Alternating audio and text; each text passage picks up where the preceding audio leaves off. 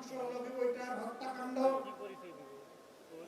2009 সালে পিলখানায় 25 এবং 26 ফেব্রুয়ারি নারকীয় হত্যাকাণ্ড।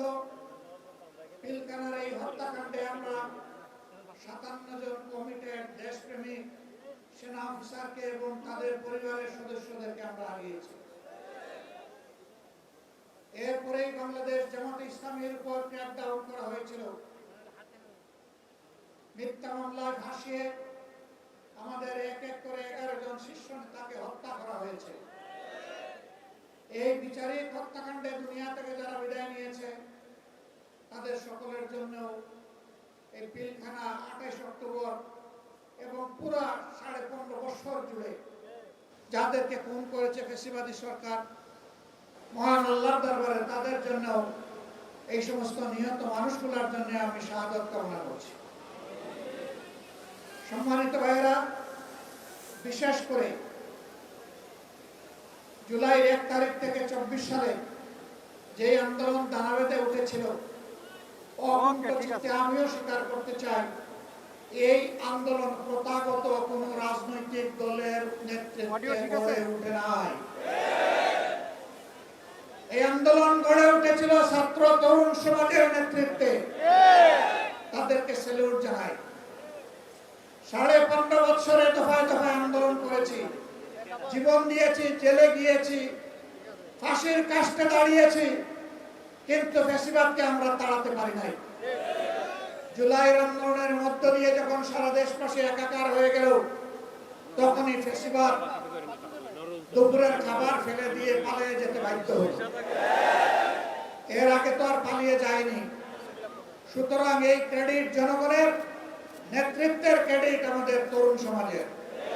এইটা নিয়ে কেউ টানাটানি করুক, তা আমরা পছন্দ করি না। এই আন্দোলনের কোন মাস্টার মাইন্ড, একক মাস্টার মাইন্ড কাউকে স্বীকার করি না। এই আন্দোলনের মাস্টার মাইন্ড 18 কোটি নির্যাতিত মানুষ। সংগ্রামী বন্ধুগণ, অনেকে এই ক্রেডিট দাবি করছেন, কখনো মাস্টার মাইন্ড, কখনো আবার জুলাই শহীদদেরকে ভাগ বাটোয়ারা করছেন। আমি এগুলো নিন্দা জানাই।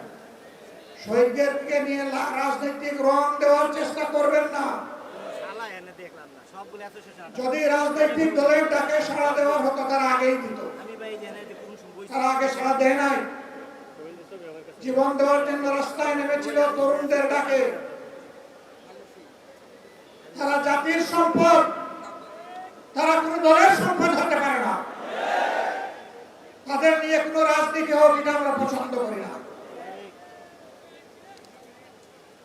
আহত পঙ্গু হয়ে যারা এখনো কাতরাচ্ছে, শরীরে অসংখ্য বুলেট পিলেট নিয়ে রাতে একটুখানি ঘুমাতে পারে না, স্বাভাবিক জীবন যাপন করতে পারে না, চলাফেরা করতে পারে না, এখনো এলিজাবেথ সেই মেটালিক কেস নিয়ে তাদেরকে হাঁটতে হয়, এখনো ব্যাংককের হাসপাতালে বিছানায় পড়ে আছে, এখনো ঘরে ঘরে সেই পঙ্গু যোদ্ধারা কাতরাচ্ছে।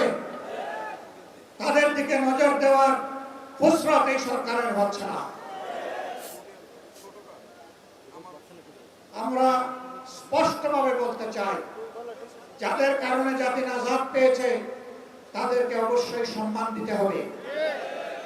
যারা জীবন দিয়েছে তাদেরকে রাষ্ট্রীয় খেতাবে ভূষিত করতে হবে। শহীদ পরিবারগুলোকে সম্মানের সাথে পুনর্বাসন করতে হবে।